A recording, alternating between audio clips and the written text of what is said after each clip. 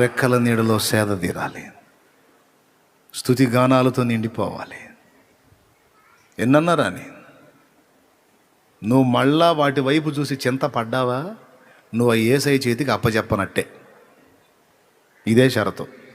వాటిని తలుచుకొని మళ్ళా కృంగిపోయావా, వాటిని గురించి అదురుపోయావా, ఇదేమగునో అని ఆలోచించావా, ముఖం మాడిపోయిన పెసరట్లాగా పెట్టావా,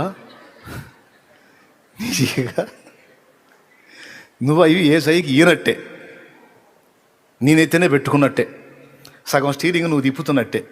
నీ కర్మ, నీ ఇష్టం. లేదు వద్దు అంటావా, వదిలే. వదిలేసి ఏం చేయాలి? ఆయన చేస్తాడు. నీ చేతనైంది ఏదో నువ్వు చేసుకుంటా, పాడుకుంటా, విశ్రాంతి పొందుకుంటా, ఆనంద గీతాలతో, స్తుతి ఆరాధనలతో ముందుకు సాగిపో. ఓకే, ఇప్పుడు ఈ పాయింట్ని 3-4 సార్లు అట్టు తిరగేసా గట్టిగానే. బాగా ఎక్కిందిగా మైండ్కి.